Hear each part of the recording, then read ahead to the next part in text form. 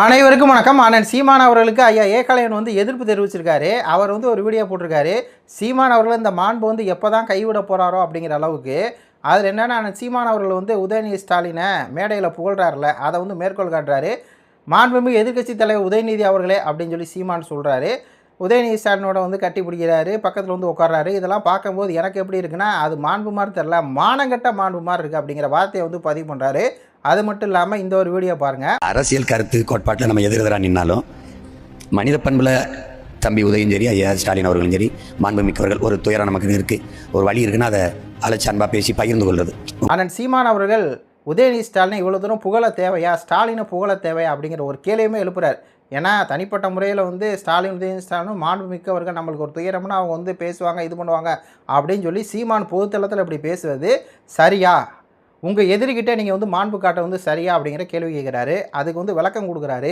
விஜயலட்சுமி அவர்கள் வச்சு உங்களை அசிங்கப்படுத்தின யார்? இதே திமுக தானே. 7 முறை கருக்கலைப்பு வந்து நீங்கள் பண்ணிட்டீங்க அப்படிங்கிற வழக்கை கொண்டு வந்து கொடுக்க வச்சு, உங்களை வலசரவன் காவல்துறையில் வந்து வர வச்சு, உங்களை வந்து அசிங்கப்படுத்தி கேவலப்படுத்தி நிப்பாட்டினது விஜயலட்சுமி. வந்து உங்களை அவ்வளோ தூரம் ஆபாசமாக பேசினது, அதோட பின்னணியில் இருந்தது எல்லாமே இந்த திராவிட லாபி தானே. அப்படி இருக்கும்போது ஸ்டாலின்கிட்டே, உதயநிதி ஸ்டாலின்கிட்ட உங்களுக்கு என்ன வந்து மாண்பு வேண்டி கிடக்கு அப்படிங்கிற விஷயத்தை வந்து ஐயா ஏகலைவன் வந்து கேட்குறாரு. அதுக்கப்புறம் இராணுவ வீரர் வந்து உங்கள் வீட்டுக்கு வந்து பாதுகாப்பாக இருந்தார். அந்த இராணுவ வீரரை வந்து நோட்டீஸ் ஒட்டி அவர் வந்து அவமரியாதையாக போலீஸ் தூக்கிட்டு போனாங்க.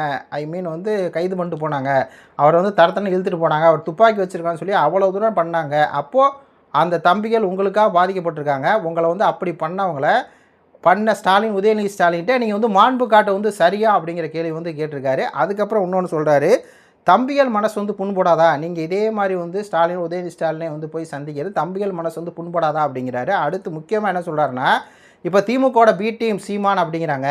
சீமான் வந்து ஸ்டாலின்ட்ட 500 கோடி, சீமான் வந்து ஸ்டாலின்ட்ட வந்து 200 கோடி இப்படியெல்லாம் வாங்கிட்டாங்க. சீமான் திமுகவோட பி டீம் சொல்கிறாங்களா? இந்த விமர்சனத்துக்கெல்லாம் விதை போட்டது யாருன்னா சீமான் ஆகிய நீங்கள் தான். நீங்கள் வந்து தவிர்த்துருக்கலாம். தம்பிகள் வந்து அந்தளவுக்கு வந்து வேதனைப்படுறாங்க. சீமான் அவர்களை திட்டமிட்டு வந்து திராவிட வந்து வீழ்த்த பார்க்குறது. சீமான் அதுக்கு வந்து பலிகடாக்குறாரு. சீமான் மாண்பு அப்படின்னு சொல்லி நாம் தமிழர் கட்சியை வந்து அழிக்கிறாரு. ஒரு நிகழ்வு வந்து குறிப்பிடுறாரு. இதே மாதிரி தான் விகடன் அப்படிங்கிற ஒரு மீட்டிங் வந்து ஏற்பாடு பண்ணுறாங்க. அம்பேத்கருடைய புத்தகத்தை வெளியிடணும்னு. அதில் விஜய் வர்றாரு. திரும்ப வரணும்னு சொல்லி அழைப்பு இருக்குது. ஆனால் திரும்ப வரல. ஏன்னா நம்ம அங்கே போனோம்னா நம்ம விஜயோட கூட்டணி அப்படிங்கிற ஒரு அவதூறு வந்து வரும். அது வந்து அப்படியே வந்து செட், அது அந்த அவதூறுக்கு நம்ம இடம் கொடுத்த மாதிரி ஆயிரும். அப்படி திரும்ப நான் கலந்துக்கல. அது மாதிரி நீங்கள் கலந்துக்க கூடாது. ஏன் வந்து தம்பிகள்லாம் வந்து உங்களுக்காக திமுக மெயினாக வந்து எதிர்த்து வழக்கு வாங்கியிருக்காங்க. திமுக எதிர்த்து போராட்டம் பண்ணியிருக்காங்க. உங்களுக்காக வந்து காயம்பட்டிருக்காங்க. உங்கள் கூட பிரச்சனைக்காக வந்துட்டுருக்காங்க. அப்படிப்பட்டவங்க உங்களையும் ஸ்டாலினையும் உங்களையும் உதயநிதி ஒன்றா பார்த்தா அவன் மனசு புண்படாதா? அப்போ இதுக்கெல்லாம் இடம் கொடுத்த நீங்கள் தானே. அப்போது நீங்கள் வந்து திருந்துங்க. நீங்கள் வந்து இந்த மாதிரி போய் மாண்பு அப்படின்னு சொல்லிட்டு உதயநிதி ஸ்டாலினே பார்க்குறது வந்து ஏற்றுக்க முடியாது அப்படின்னு சொல்லி தன்னோட எதிர்ப்பை பதிவு பண்ணியிருக்காரு ஏகலைவன். இந்த இடத்துல நம்ம வந்து ஏகலைவனுக்கு வந்து பார்த்திங்கன்னா அறிவுரை சொல்கிற அளவுக்கோ, அவர் இல்லை துரோகின்னு சொல்கிற அளவுக்கோ, இல்லை அவர் சொன்ன கருத்து தவறுன்னு சொல்கிற அளவுக்கோ நம்மளுக்கு வந்து வயசு பத்தாது. ஏன்னா பாரிசால்னா நம்ம வந்து போட்டு பிறந்துடும். ஏன்னா பாரிசால் வந்து விஜய் ஆதரவாளர். விஜய் வந்து காசு வாங்கிட்டு அவர் வேலை பார்க்குறாரு பாரிசாலை. சிஎம் ஆவார் விஜய் அப்படின்னு சொல்லி தம்ப்ளைன் போட்டு வந்து காசு சம்பாதிக்கிறாரு. பால் மாடு, நான் வந்து பால் கறப்பேன்.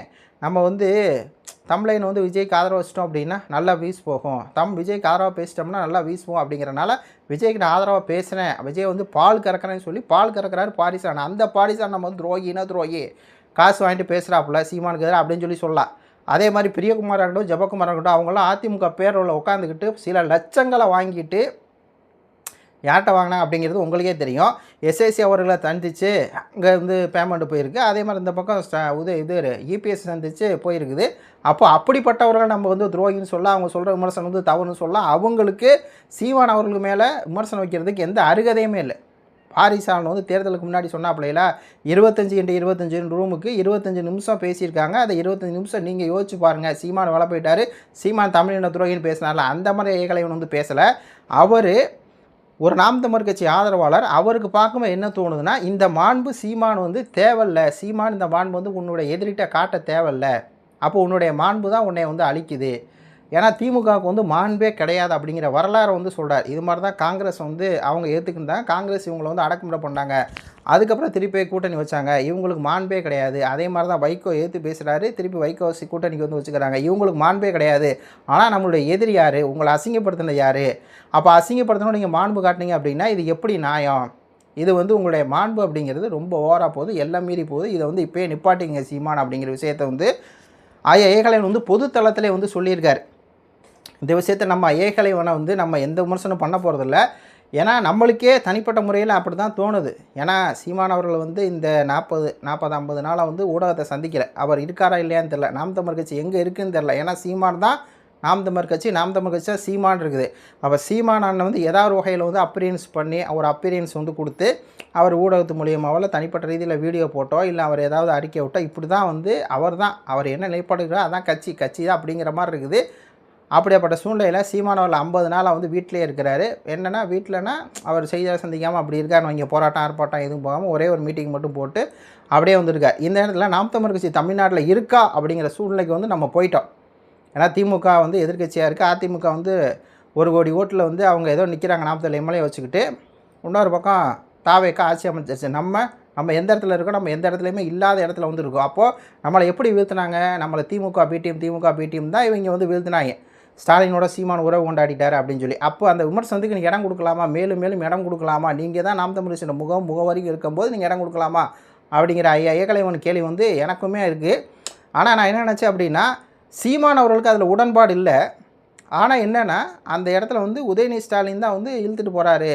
உதயநிதி ஸ்டாலின் தான் வந்து பேசுகிறார். ஐயா ஏகலைவனே அந்த கௌதமன் அவர்களை திருமணத்துக்கு போய் அவரே கண்ணால் பார்த்தது சீமான் அவர்கள் வந்து உதயநிதி ஸ்டாலின் வந்து பேசுகிறார். ஸ்டாலின் தான் வைகோ வந்து அவாய்ட் பண்ணுறதுக்கு சீமான்கிட்ட பேசியிருக்கேன். அந்த தகவலை சொன்னதும் ஐயா ஏகலைவன் தான். அப்படி பார்க்கும்போது அவருக்கு சீமான் அவர்களை வந்து இந்த அளவுக்கு உங்கள் மாண்பு வந்து தேவையில்லாத மாண்புன்னு சொல்கிறதுக்கு அவருக்கு வந்து அவசியம் இல்லை. ஆனால் சீமானவை தவிர்க்கணும் அப்படிங்கிறத ஒரு நாம் தமிழர் கட்சி ஆதரவாளராக அப்படி சொல்லக்கூடாது. தமிழ் தேசியவாதியாக ஏன்னா அவர் நினச்சிருந்தா அதிமுகவுக்கு ஆதரவாக போயிருக்கலாம். ஏன்னா அதிமுக தமிழ் தேசியவாதிகளுக்கு தான் இப்போ வந்து அமௌண்ட் அதிகம், பணம் அதிகம், அதெல்லாம் தெரியும்.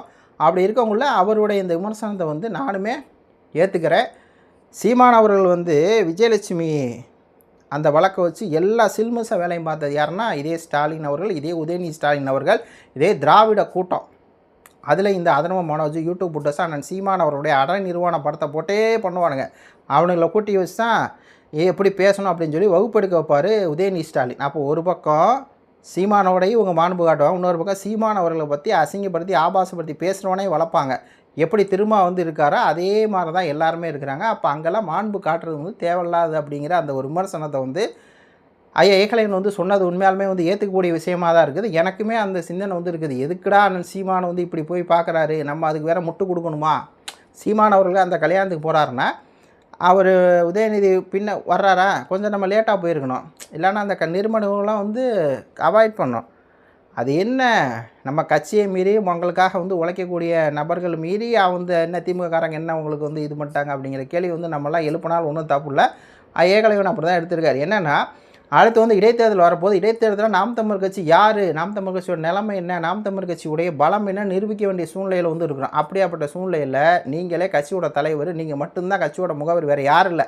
சாட்டை துறைமுருகன் போயிருந்தாலோ இனுமான கார்த்தி போயிருந்தாலோ சர்ச்சையாக இருக்க, நீங்களே போகிறனால நீங்கள் விலை போயிட்டீங்க அப்படிங்கிற விமர்சனமே நம்ம கட்சியை அழிக்குது. இந்த பாரிசான் போன்றவங்களாம் அதை வச்சு கட்டுக்கதை கட்டுறாங்க. நம்மளுக்கு பதில் சொல்லி மாலை மாடு திருப்பி நாங்கள் பதில் சொல்ல முடியுமானா முடியாது. வைகோவை சந்திக்கிறீங்க, அதை வச்சு பாரிசா வந்து பறையருக்கு எதிரி வைகோ, அந்த வைகோட சீமா நட்பு பாராட்டுறாங்கன்னா சீமான தமிழில் துரோகின்னு சொல்லி பேசுகிறாப்புல. அதுக்கு வாய்ப்பு கொடுக்குறீங்க, வாய்ப்பு கொடுக்காதீங்க. யாரோடைய நாம் தமிழர் கட்சி ஆட்களை தவிர திமுக அதிமுக தாவேக்காவோ நபர்களை பற்றி போட ஒரு டச்சை நீங்கள் வந்து விடணும். மாண்பெல்லாம் வேண்டாம். பொது வழியில் மாண்பே தேவையில்லை. பொது வழியில் ஸ்டாலின் உதயநிதி ஸ்டாலின் மாண்பு மிக்கவர்கள் அப்படிங்கிற அந்த பேச்சே நம்ம தோல்விக்கு காரணமாக இருக்கும் அப்படிங்கிறத ஏகலைவன் குறிப்பிட்டு சொல்லிக்கிட்டு இருக்கார் அந்த வீடியோவில். நம்மளுக்கும் அப்படி தான் வந்து தோணுது. ரொம்பவே ஒரு சோகமாக இருக்குது. நாம் தமிழர் கட்சிக்காரனா 8% 4% வந்தோடனே நான்லாம் ரொம்ப உடஞ்சிட்டேன். நம்ம ஓட்டே இது இல்லையே, நம்ம ஓட்டு 20% வந்திருக்கணுமே, அட்லீஸ்ட் 10ஆவது வந்திருக்கணுமே, நல்லா உடஞ்சி போயிட்டேன். மேற்கொண்டு எங்கள் மனசை வந்து அண்ணன் சீமானவர்களாகிய நீங்கள் வந்து உடைக்காதீங்க. ஆனால் நாங்கள் எப்போயுமே உங்களை கைவிட மாட்டோம். ஏன்னா இப்போ கூட முருகன் பிரச்சனை நீங்கள் இல்லை அப்படின்னா அது வந்து அப்படி தான் திருடிட்டு போயிடுவாங்க. அதே மாதிரி இங்கே தாவேக்கா அப்படிங்கிற ஒரு கட்சி, அந்த கட்சி வந்து தமிழருக்கு எதிராக இருக்குன்னா அதுக்கு ஏற்று நிற்கணும். அப்படின்னா அதுக்கு நீங்கள் தான் உங்கள் பின்னாடி தான்